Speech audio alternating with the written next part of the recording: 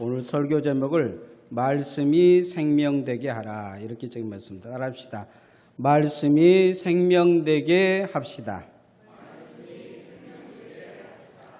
사람이 아무것도 먹지 않고는 한 7일에서 10일 동안 살 수 있다고 합니다. 물을 마시면 한 40일 정도, 소금을 적당하게 먹으면 100일 정도 살 수 있다고 합니다. 그래도 사람은 100일이 넘으면 무엇이든지 먹어야 살 수 있습니다. 그런데 예수님은 마태복음 4장 4절에 사람은 떡으로만 살 것이 아니고 하나님의 말씀으로 살 것이라 말씀하셨습니다. 육은 떡으로, 특히 우리로 말하면 밥을 먹어야 살 수 있습니다. 그러나 사람은 육적인 존재이기도 하지만 영적인 존재이기 때문에 떡과 하나님의 말씀이 필요하다는 거죠. 영은 하나님의 말씀으로만 살 수 있다는 말씀입니다. 사도 요한은 자신의 말씀을 기록한 목적을 요한복음 20장 31절에 생명을 얻게 하려 함이라 말씀하고 있습니다. 베드로 사도는 베드로전서 1장 23절에 너희가 거듭난 것은 영원히 거하는 하나님의 말씀으로 되었다 이야기합니다. 다시 말하면 구원받은 것은 무엇으로 된 것이냐? 하나님의 말씀으로 우리가 예수 그리스도를 알고 성령으로 거듭났다는 것입니다. 그래서 말씀을 생명되게 보고 듣고 깨닫는 것이 아주 중요합니다. 말씀이 생명돼야 될 줄 믿습니다. 믿음은 어디에서 나느냐? 믿음은 하나님의 말씀을 들음에서 난다 이야기합니다.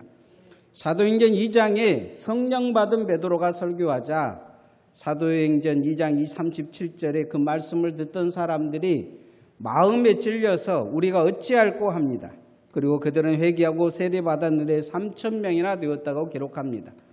또 다른 곳에 스데반 집사님이 설교한 내용이 있습니다. 사도행전 7장에 하나님의 말씀을 전하는데 그 말씀을 듣던 사람들은 똑같이 마음에 찔렸어요. 그런데 이 스데반 집사님을 향하여 이를 갈았다고 합니다. 결국 이를 간 그들은 스데반 집사님을 돌로 쳐서 순교하게 만듭니다. 똑같은 설교를 들은 똑같은 설교가 비슷하게 전달되었는데 어떤 이들은 말씀을 듣고 회개하고 성령 받아 구원을 받았는데 어떤 이들은 분을 내어 이를 갈다가 말씀을 전한 스데반 집사님을 죽였습니다. 이러한 결과의 원인은 어디에 있을까요? 하나님의 말씀에 있을까요? 아닙니다. 그것은 그 말씀을 듣는 사람들의 마음의 상태에 있습니다. 예수님은 비유를 통해서 이것을 말씀하고 있습니다. 오늘 우리가 읽는 말씀은 하나님이 말씀이 말씀되게 할 때 생명될 줄 믿습니다. 어떻게 말씀이 말씀되어야 되느냐? 마음을 갈아엎어야 합니다. 마음의 상태가 아주 중요합니다. 그래서 생명의 말씀을 오늘 성경은 온유함으로 받으라 말씀합니다. 따라합시다. 생명의 말씀을 온유함으로 받읍시다. 이 베드로가 설교할 때는 사람들이 마음이 온유했어요. 그러나 스데반 집사님의 설교를 듣고는 사람들이 강팍해서 그를 죽이는 것을 볼 수가 있습니다. 예수님은 씨 뿌리는 부위에서 씨를 뿌리는 땅이 중요하다 말씀합니다. 예수님께서 말씀하신 땅은 길가와 돌짝밭과 가시밭과 좋은 땅에 대해서 말씀하셨어요. 좋은 땅 외에 세 가지 땅들은 좋은 씨를 뿌려도 뿌리를 내리지 못하든지 뿌리를 내려도 성장하지 못해서 좋은 열매 맺지 못한 땅이라고 예수님이 말씀하십니다. 예수님 말씀처럼 좋은 땅을 만들기 전에는 열매를 좋게 맺기는 힘들다는 것이죠. 이 땅들은 무엇을 이야기하냐? 사람들의 마음을 이야기합니다. 여러분의 마음은 길가 같은 마음입니까? 돌짝 같은 마음입니까? 아니면 가시떨기가 가득한 마음입니까? 아니면 좋은 밭입니까? 하나님의 말씀으로 여러분의 마음을 갈아엎지 않고는 좋은 밭이 될 수가 없습니다. 이 세상에 죄악에 가까이 있는 사람들은 길가 같은 삶을 살 것입니다. 이미 굳어질 대로 굳어져서 하나님의 말씀을 듣고 회개하기는커녕 점점 주님과 멀어져서 세상과 짝하게 될 거라는 거죠. 어떤 사람들은 주님 앞에 와서 자신의 죄악을 들여다보지 못함을 통해 하나님의 말씀이 그들에게 심겨지지 못하고 죄가 그 말씀을 삼켜버리게 될 것입니다. 어떤 일은 사단이 준 시험에 잡혀져서 정말 하나님의 말씀보다는 그 사단의 시험과 유혹이 더 커서 말씀의 지배를 받기보다 사단의 지배를 받는 상황이 될 것입니다. 말씀을 심기 위해서는 내 마음을 갈아엎어야 합니다. 호세아 10장 12절에 너희가 자기를 위하여 공의를 심고 인애를 거두라. 너희 묵은 땅을 기경하라. 지금이 곧 여호와를 찾을 때니 마침내 여호와께서 오사 공의를 빛처럼 너희에게 내리시리라 말씀합니다. 공의를 심고 인애를 거두기 위해서 묵은 땅을 갈아엎으라는 것입니다. 회개하라는 말씀입니다. 교회 오면 여러분 늘 강조하지만 세상에서 묵어버린 땅을 갈아엎으시기를 소원합니다. 하나님의 말씀이 심겨주기 위해서 마음을 갈아엎고 온유한 마음이 돼야 하나님의 말씀이 심겨져서 생명력이 있게 되는 것입니다. 21절 말씀 한번 같이 읽어보십시다. 시작. 그러므로 모든 더러운 것과 넘치는 악을 내버리고 너희 영혼을 능히 구원할 바 마음에 심어진 말씀을 온유함으로 받으라. 마음에 심어진 말씀을 온유함으로 받으라는 거죠. 오늘도 여러분의 마음속에 하나님의 말씀이 심겨질 것입니다. 여러분의 마음이 온유함으로 받기 위해서 가장 필요한 것은 마음을 잘 갈아엎는 것입니다. 길가와 돌짝파가 가시밭이 쟁기를 거부하면 쓸모없는 땅이 됩니다. 이 야고보서 1장에 시험에 관한 이야기가 나오는데 이 시험은 하나님의 말씀을 들을 때 나타나는 시험을 먼저 이야기를 합니다. 대부분의 사람들이 교회 다니면서 말씀의 시험 들었다고 이야기합니다. 말씀의 시험 든 이유가 어디에 있습니까? 하나님의 말씀보다는 하나님의 말씀은 먼저 쟁기처럼 우리에게 날아와서 마음을 갈아엎습니다. 길가의 땅은 그 마음을 갈아엎는 데 힘듭니다. 돌짝밭은 자꾸 쟁기와 부딪히게 돼 있어요. 가시밭은 쟁기가 들어가지 못합니다. 가시부터 뽑아내야 합니다. 그런데 여러분의 마음에 그런 것이 있다면 그것을 쟁기로 갈 때 뽑아낼 때 상처받을 수 있습니다. 힘들고 어려울 수 있어요. 말씀으로 잘 다듬어지지 않는 마음은 말씀의 쟁기를 만나면 힘듭니다. 시험에 들 수 있습니다.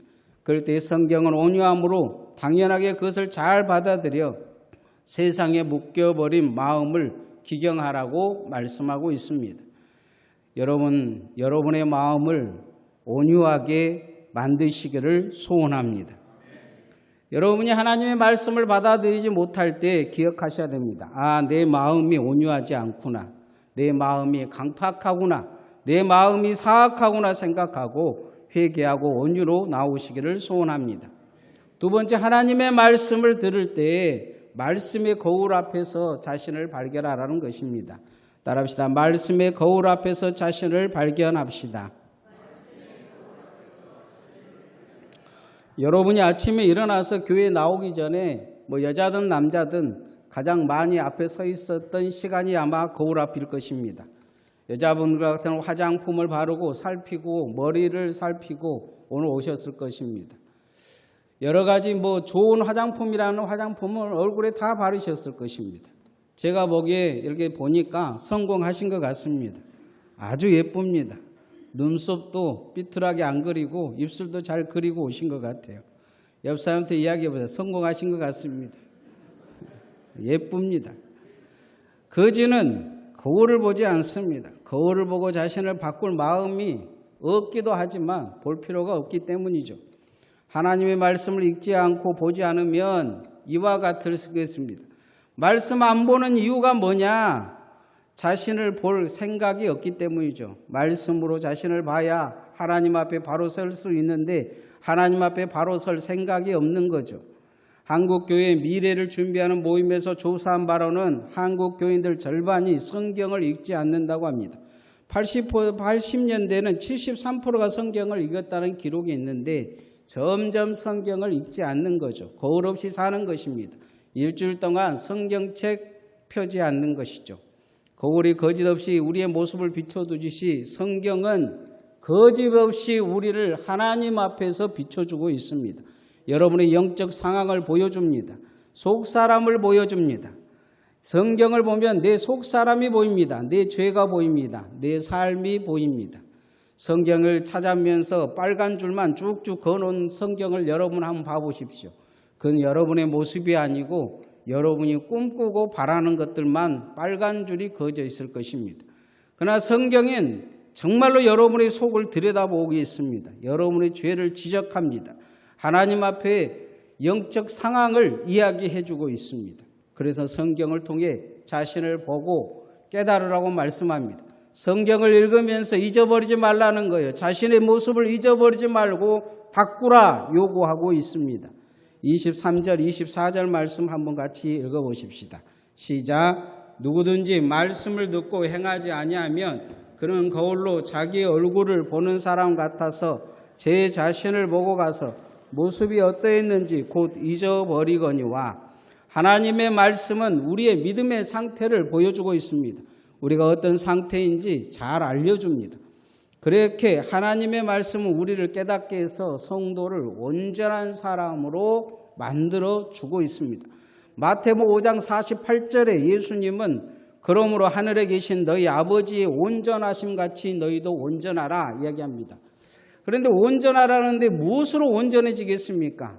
비교가 돼야 되지 않습니까? 그건 하나님의 말씀을 통해서 우리가 내 자신을 바라보고 고칠 때, 변화될 때 온전해질 수 있습니다. 디모데후서 3장 16절과 17절에 모든 성경은 하나님의 감동으로 된 것으로 교훈과 책망과 바르게 함과 의에 교육하기에 유익하니 이는 하나님의 사람으로 온전케 하며 모든 선한 일을 행할 능력을 갖추게 하려 이야기합니다. 하나님의 말씀은 여러 가지로 우리를 가르쳐서 교육하는데 어떻게 하려고 하는 것이냐? 온전하게 만들기 위해서 그렇게 온전하게 어떻게 살 것인가를 가르치고 주고 있다는 것입니다. 온전하게 되기 위해 말씀을 거울 삼아 죄를 발견하고 회개의 삶을 살아야 합니다. 그러기 위해 날마다 말씀을 함께하고 말씀을 묵상하고 말씀과 늘 동행하는 성도들 되어지시기를 소원합니다. 이제 한 달 지나가고 2월 달도 두 번째 주가 됐잖아요. 여러분 성경 읽어가고 계십니까? 1년에 그래도 성경은 제가 10독은 하라고 말하고 있지는 않아요. 1독은 해야 될 줄 믿습니다. 성경은 날마다 펴고 읽어야 합니다. 제 시간에 읽어야 돼요. 말씀을 거울 삼고 살면 나타나는 현상이 있습니다. 경건의 능력이 그의 삶에 주어집니다. 말씀이 없는 사람들은 경건을 이야기할 수가 없어요. 말씀도 안 읽는 사람들이 기도한다? 그건 말이 안 되는 이야기입니다. 말씀도 안 읽은 사람들이 주님 앞에 봉사하고 헌신한다? 그것은 뭔가 문제 있는 것입니다. 말씀의 은혜가 경건으로 나타나고 그 경건의 능력이 여러분의 삶을 지배해야 합니다. 따라합시다. 말씀으로 경건의 능력을 회복합시다. 기록된 하나님의 말씀을 믿음으로 받아들이면 그 말씀이 어디에 심어지냐면 내 마음의 심령에 새겨집니다. 기록이 되어지는 거예요. 하나님의 말씀이 내 심령에 온유하게 그렇게 기록이 되어지면 나타나는 현상이 있어요. 내 삶에 이 기록된 내 심령에 기록된 이 말씀이 밖으로 이제 삶으로 나타나서 내 삶에 기록되어집니다. 말씀이 내 삶에 나타나는 거예요. 말씀이 내 삶에서 보여지기 시작합니다. 그러면 그걸 통해 나타나는 게 뭐냐? 하나님의 축복입니다. 하나님의 돌보심이 나타나요. 하나님의 임재가 나타납니다. 여러분이 하나님을 보는 방법이 있어요. 그건 무엇으로 볼 수 있느냐? 말씀으로 보는데 성경만 봐서 하나님이 보이지 않습니다. 성경을 내 마음에 심겨지면 그것이 내 삶에 나타났었던 그 말씀이 내 삶에 심겨지면 그것이 복으로 보입니다. 치유의 역사가 나타나고 어려움에서 건져주시고 기도하면 응답하시는 거예요. 말씀이 말씀되어져서 능력으로 나타나고 경건이 되어지는 것입니다. 이게 경건의 능력입니다. 여러분이 경건의 능력을 얻기 위해 말씀을 읽고 묵상함을 통해 여러분의 삶을 바꿀 수 있기를 소원합니다. 히브리서 4장 12절에 하나님의 말씀은 살았고 운동력이 있어 좌우의 날선 어떤 검보다 예리하여 혼과 영과 및 관절과 골수를 찔러 쪼개기까지 하며 또 마음의 생각과 뜻을 감찰하나니 말씀합니다. 하나님의 말씀이 내 안에서 살아 움직이면 우리의 혼과 영이 살아 움직이고 우리의 가장 깊은 거라도 바꾸고 변화시킨다는 것입니다. 뼈까지라도 골수까지라도 찔러 쪼개며 하나님의 뜻을 알게 하고 변화시킨다 말씀합니다. 이것을 무엇이라고 이야기하냐? 경건이라고 이야기하고 있습니다. 이렇게 나타난 경건이 우리를 하나님의 사람으로 막 바꾸어 놓을 뿐만 아니고 주님의 뜻을 깨닫는 사람으로 세워줍니다. 여러분이 그 경건을 갖기를 원합니다. 27절 말씀 한번 같이 읽어봅시다. 시작. 하나님 아버지 앞에서 정결하고 더러움이 없는 경건은 그 고아와 가부를 그 환난 중에 돌보고 또 자기를 지켜 새 속에 물들지 아니하는 그것이라. 오늘 정결하고 더러움이 없는 경건 이야기하는데 더러움이 없는 경건과 오염되지 않는 경건과 오염된 경건이 있다는 거예요.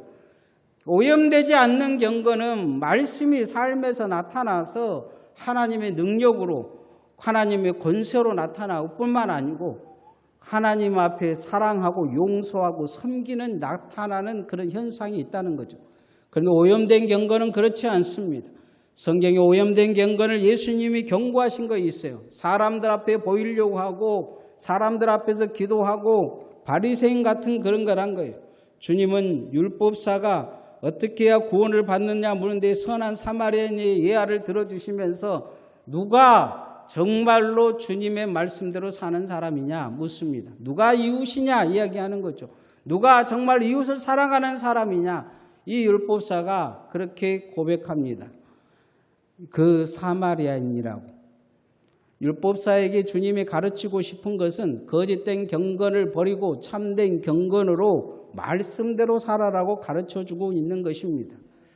오염되지 않는 경건의 특징은 말씀이 살아 움직여 사람의 영과 마음의 생각을 바꿔놓고 하나님의 임재가 있을 뿐만 아니고 하나님이 일하시는 것처럼 그 사람이 일하는 것입니다. 사랑하라, 용서하라, 기도하라, 예배하란 말씀이 말만 있는 신앙이 아니라 사랑하고 용서하고 기도하고 예배하는 경건의 능력으로 나타나는 신앙이 바로 하나님의 말씀이 그 안에 심령에 세워진 그런 신앙입니다. 이것이 하나님께서 원하시는 경건의 능력입니다. 에스겔서 4장 47장에 보면 성전 문지방에서 나온 생수가 흐르는 곳마다 죽은 모든 것이 살아났어요. 그냥 만나면 살아납니다. 이 생수가. 그런데 요한복음 7장 36절에 예수님은 나를 믿는 자마다 성경의 이름과 같이 그 배에서 생수의 강이 흘러나오리라 말씀합니다. 하나님의 말씀이 내 안에 있으면 살아난다는 거예요. 내 가정도 살아나고 교회도 살아나고 나를 만나는 자마다 죽어가는 영혼들이 살아날 거라 말씀합니다. 그러나 내 영혼이 죽어 있다면 나를 만나는 자마다 다 죽게 될 것입니다.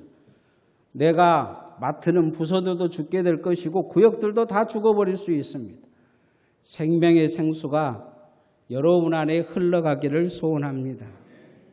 생명의 말씀을 통해 그 경건의 능력이 여러분의 능력 되어져서 말씀이 생명되게 나타나는 역사가 여러분의 삶에 있기를 소원합니다. 말씀이 생명되게 하라. 오늘 설교 제목을 그렇게 정했습니다. 말씀이 생명되게 위해서는 먼저 하나님의 말씀을 받기 위해서 여러분의 마음을 갈아엎어야 합니다. 그리고 말씀이 듣는 데가 온유한가를 봐야 돼요. 강팍하다면 철저히 회개합니다. 악에 대해 잡혔다면 철저히 회개해서 여러분의 마음이 온유함을 통해 말씀이 온유함으로 받아들여지기를 소원합니다. 말씀을 거울 삼아 자신을 발견해야 합니다. 말씀을 다른 사람 비칠 게 아니고 내 자신을 바라봐야 돼요. 모든 하나님의 말씀, 특히 껄끄러운 하나님의 말씀을 잘 봐야 합니다. 그래야 거지가 얼굴에 밥티 붙은 것을 떼어낼 수 있습니다.